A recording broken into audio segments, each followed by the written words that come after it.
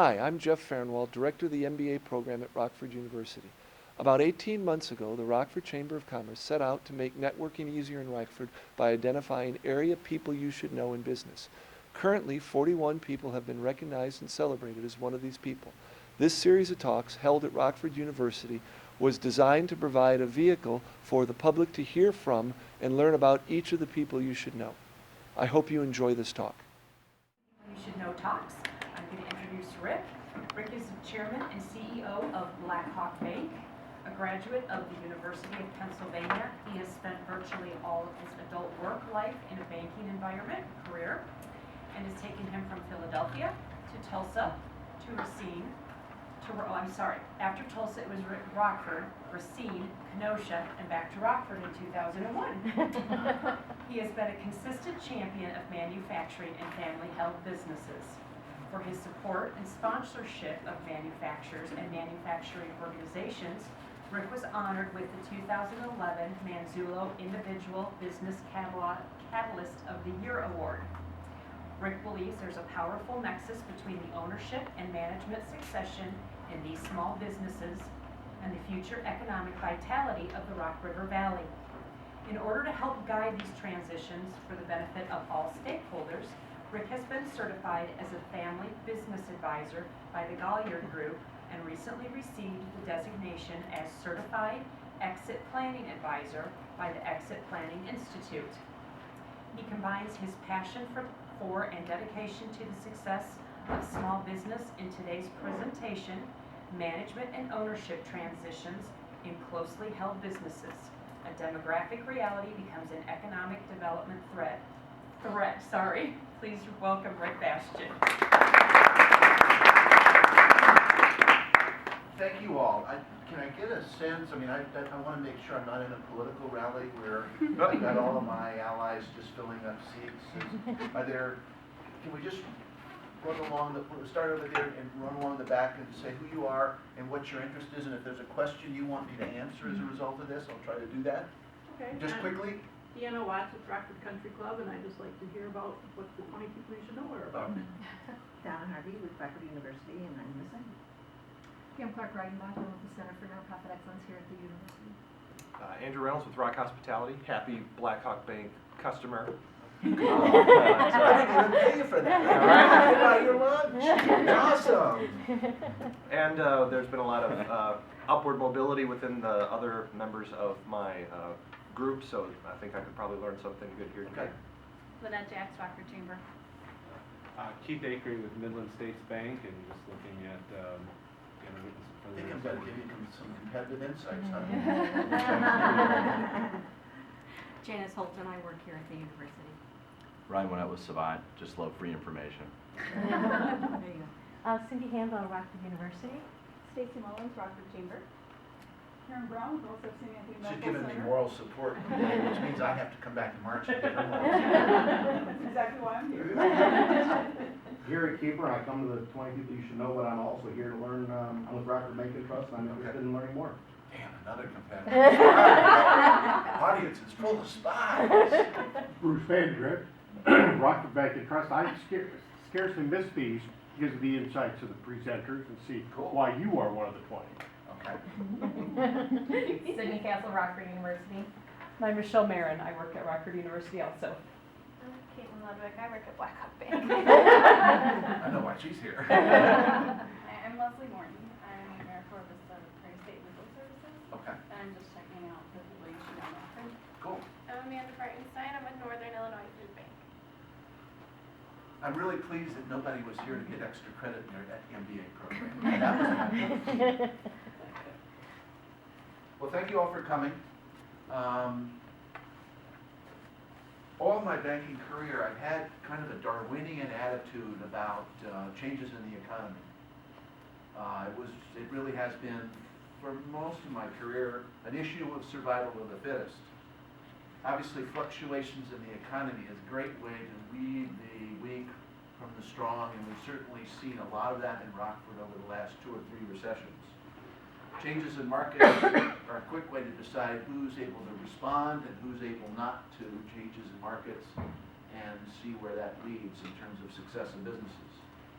Technology is always one that kind of comes up and bites people in the tail and may bring an end to industries, not just certain businesses. I think about how my VHS machine was made obsolete by DVDs.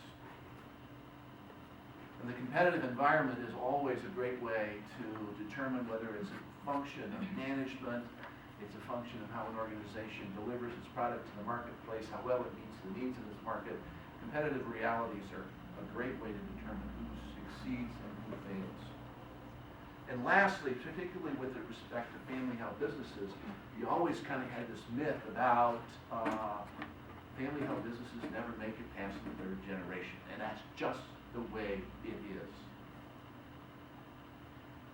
The last 5 or 6 years with the Great Recession has caused me to do a little bit of thoughtful introspection, dig down deep in a granular kind of way in terms of what was really going on in the economy. And when I did that, I came to some conclusions about the importance of family and ownership succession that took me a little bit away from my previous Darwinian approach. And I'm going to start out by giving you 2 examples of failure, of success, in 2 companies that are accidents looking for a place to happen when it comes to management and ownership transitions.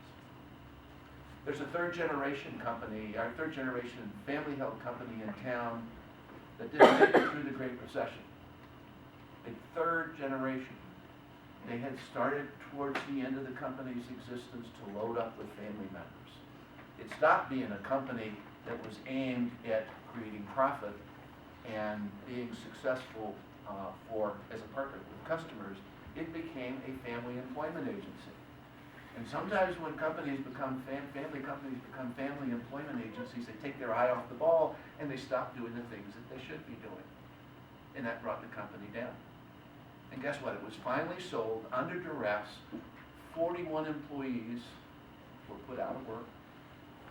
Business was moved elsewhere. And a really nice building sat empty for 3.5 years. So that's the first example of a failure in family-held transitions. The second was actually one we experienced. We had a manufacturing company that was owned by 2 brothers. They were doing a really terrific job. One of them got ill and had to be institutionalized. And the other brother picked up the mantle and ran with it, and the company barreled along to be quite successful for a period of time. Then the second brother got ill, and so the company was left without any management. One brother died, then the other brother died. They had no buy-sell agreements between them. They had no insurance funded. They had no way to pick among the family members that either wanted to continue the business, wanted to sell the business, or were caught somewhere in between. They had no way to resolve those issues. The company ended up closing. 29 people put out on the street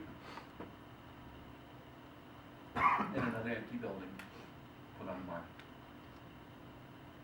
So let me, on the other side of the equation, give you examples of management and ownership succession issues that really worked well.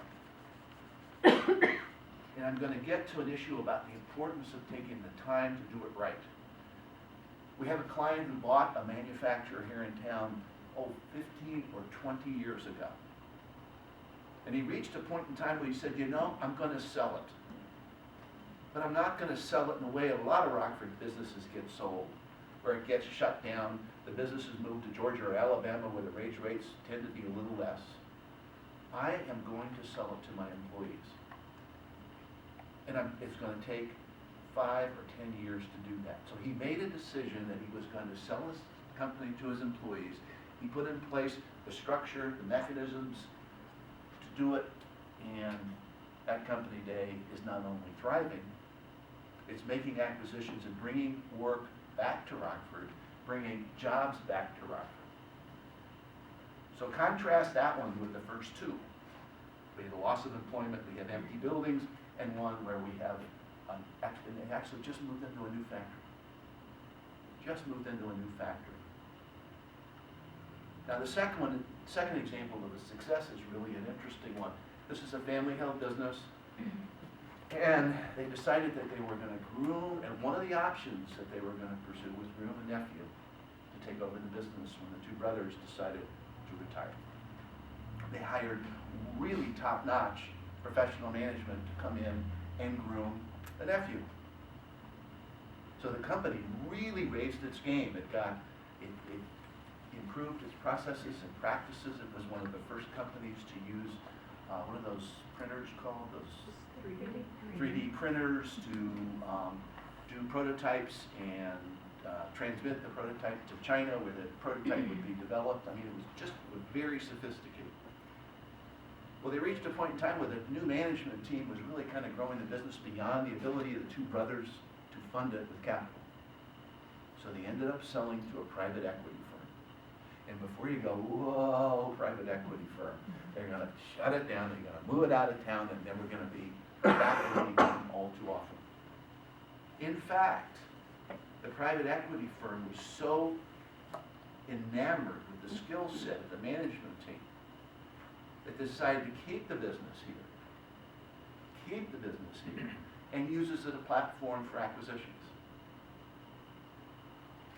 Big difference between shutting them down, ending up with unemployment and an empty building, and having a company made a platform for acquisitions.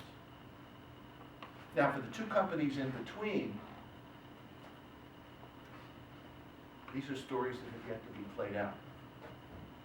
We have a client that during the course of a recession decided that it was a great time, given the basis of the worth of the business, to transfer half of his business to his son. Great, you know, orderly transition of ownership from one generation to the next. His son had been in the business for a number of years, was proving that he was worthy of being a successor to the dad.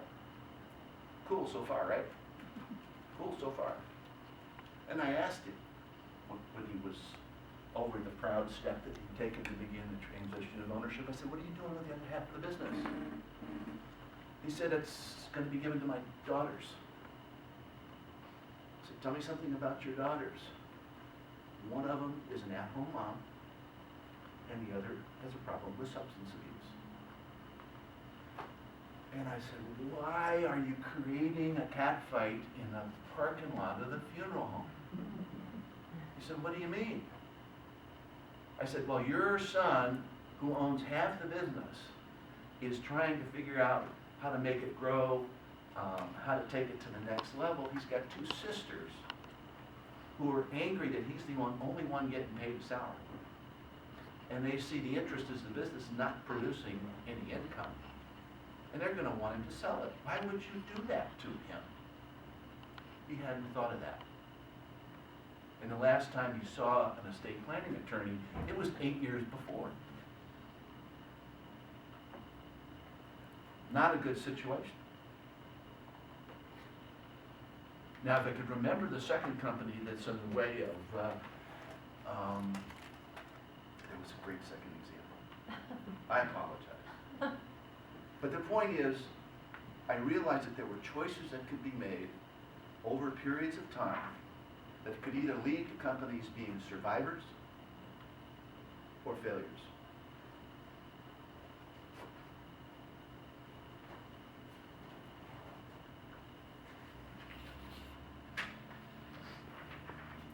So it was a great revelation for our bank, really in terms of a number of ways that relate to us as an institution, that relates to accountants and lawyers in the community in another respect.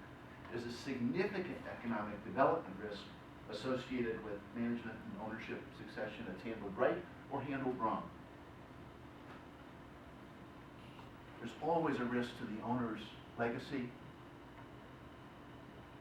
And unfortunately, not a whole lot of the advisors are coordinating their efforts in a way to take a look at these businesses holistically and solve the problem at a point in time, plan together on the basis of a common goal.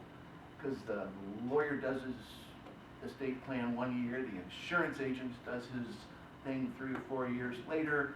He never tells his kids what his plans are, and it just isn't the kind of coalescence of advisors and stakeholders in a way that leads to long-term success of the business. And it's something that's gotta change. Because I call it facing a demographic tsunami. Family and closely held businesses account for 58% of GDP, 60% of the U.S. workforce, and 78% of new job creation. 75% of these businesses are less than 25 million in sales.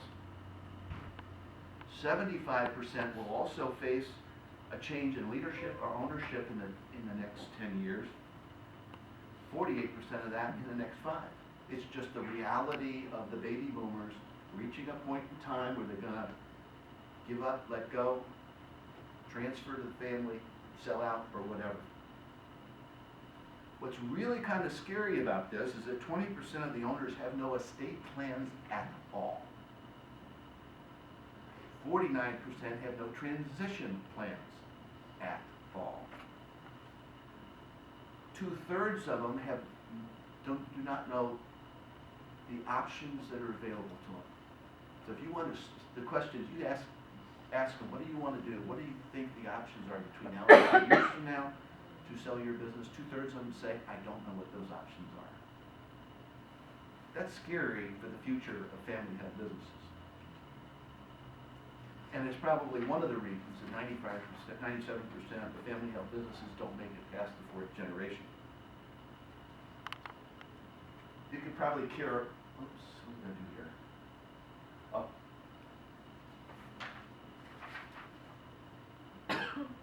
Thought this was really interesting, the 5 Ds. 50% of exits are not voluntary. Transition of businesses, 50% are not voluntary. Due to death, divorce, disability, distress, I mean, some people just gave up when the economy beat them to death. And disagreement, partners not seeing eye to eye and they have no basis for resolving that disagreement, so they end up liquidating the business and parting ways. Fully 70% of the businesses that are being put up for sale don't sell. Because they're not prepared, they're not in a position to be sold because they haven't taken the steps necessary to prepare for sale. Or they have delusional assumptions about the prices that they ought to get. The name of the game is EBITDA, earnings before interest, taxes, depreciation, and amortization. That is the name of the game. It's not what you think your business is worth, it's a multiple of that. And so many businesses don't manage their companies to EBITDA, they manage it as a source of income, not as a source of wealth creation. That was a credit risk for ourselves as a bank in looking at these. Businesses without contingency plans, well-defined exit strategies, are weaker without them. Lack of clarity on succession and resolution of ownership issues may lead to conflicts with minority owners, family members, and in some cases management. When personal and company resources become leveraged or drained to fund buyouts or buy peace in the family, that's not always a good sign for us as a lender. And of course, exit strategies that depend on liquidation of assets can be expensive. And that reminds me of the one I forgot. So if this looks terrible recorded, I apologize. I called on a company that was a very successful company doing about $5 million in sales. They didn't bank with us, but it had been reasonably successful, surviving the recession, had a nice new plant, had all sorts of cool equipment, and I happened to ask him what was his plan for the succession of the business when it was time for him to get out. Here's a guy with a successful business, a sign that we would all recognize, 40-some-odd employees in the shop. And he said, you know what? I've got a $2 million life insurance policy in my wife's name, so when it's time to hang it up, we'll just auction off the stuff, and she'll walk away whatever that gets and $2 million in insurance proceeds. And I looked him in the eye and I said, why do you want that? After 15 years in the business, to be your legacy. A for sale sign, an auction sign in front of the business and 41 employees standing in the unemployment line. He said, I didn't know I had an option.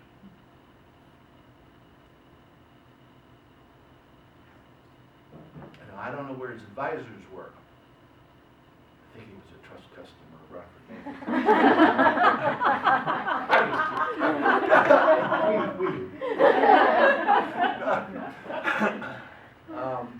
Where were his advisors? You know, his bank didn't even know that was his plan.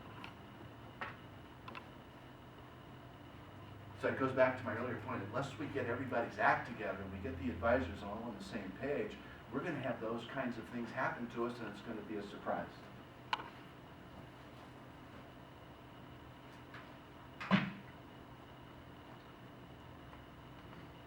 We see clearly a marketing risk. You know, the client's buyout is financed by somebody else's bank or a bank out of town. Fortunately, we had a good enough relationship with the one that was bought out by the private equity group that we kept the relationship. But a lot of times the banking relationship, the legal relationship, the investment management relationship leaves town when the company is sold. We obviously don't come out a winner if the business is closed. And as I've said a couple of times this morning, or this afternoon, as the passage of time diminishes options, it is not a good thing for the bank, it's not a good thing for the wealth management, because there are decisions that people can make, as we've talked about, early in their planning process for exit that increase the value of the business. The other day I had an accounting firm tell me they were out talking to one of their clients who was saying in 7 years we're going to get out of this business. And the accounting firm said, well, what are you going to do about that? Or what are you going to do in advance so we don't have to do anything? And they're actually, when I thought about it, I said, you know, they're leaving $1 million or $1.5 million, $2 million on the table in sales value by not doing things that they could do between now and the end of the 7 years. Shame on them, shame on their accountant, shame on the bank that they were doing business with.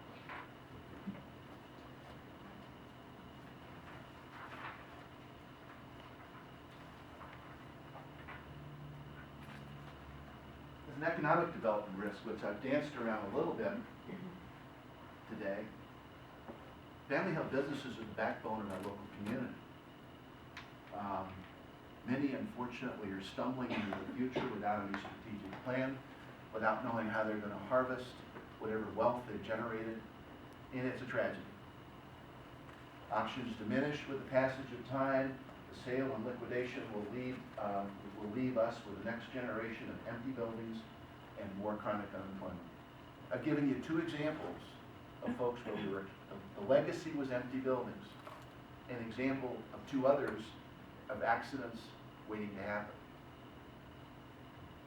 And I think that this community is capable of doing so much more with that than just letting it happen. We've all seen, I think there were some not-for-profits in town. There have been my first tour of duty in Rockford was started in 1982. There were still a lot of the great companies around. The executives were tremendous leaders. The philanthropy in the community was just awesome. And as time has passed and those companies have gone, we haven't really built anything to take its place. So philanthropy is a real issue in this community, wealth creation, and I think the politically correct term is to talk about economic opportunity. But what really it's all about is about wealth creation and preservation. And we're not good at it anymore because we took those big companies for granted. And I suggest that if we're going to build these small family-held businesses, we've got to take them for granted. We can't be passive about it. We have to be really active about it.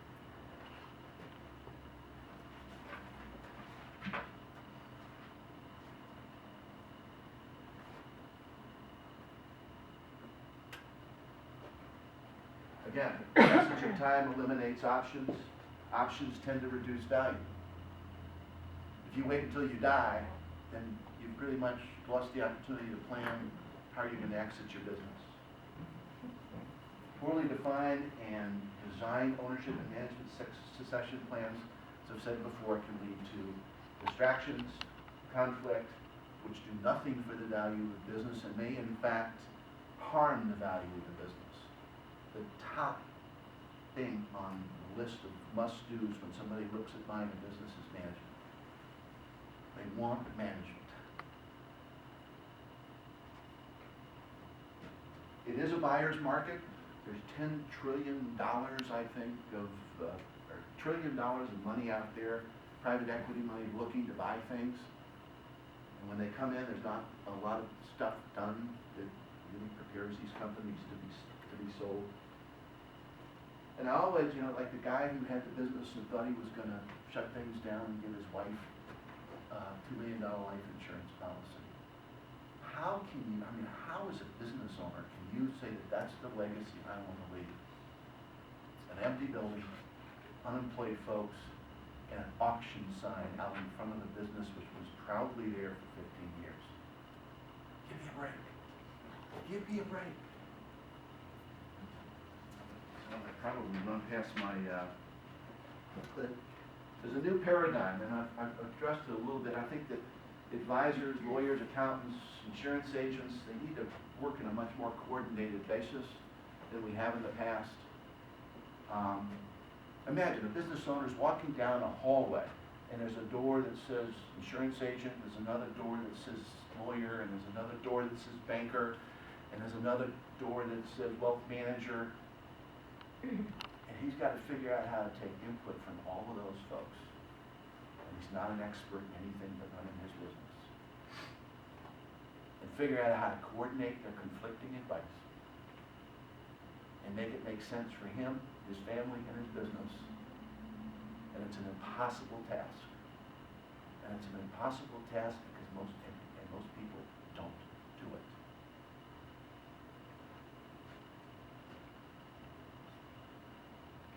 They don't address, business owners don't like to talk about family issues.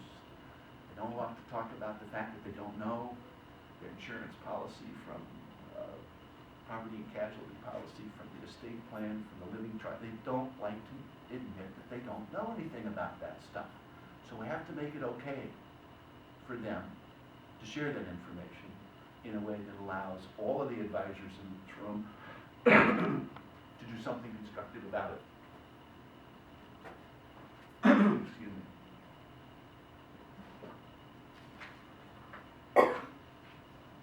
So we ought to be pushing these owners to develop strategic plans, to identify roles, responsibilities, and expectations for key people in the organization and key people in the family.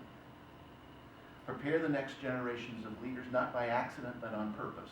I think of the company that was bought by the private equity firm.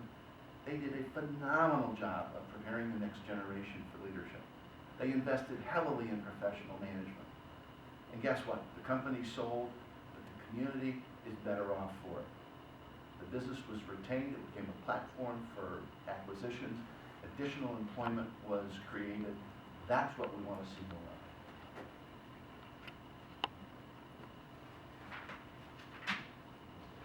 So if we do this,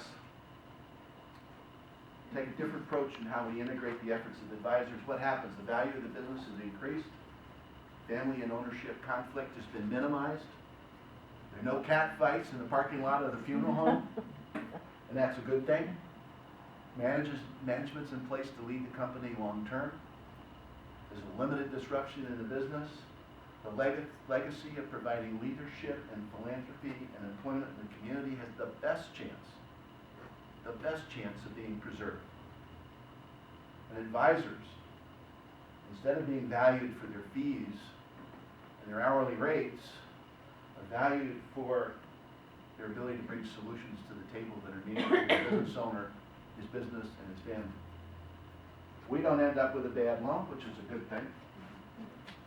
And the community doesn't end up with a bunch of empty buildings.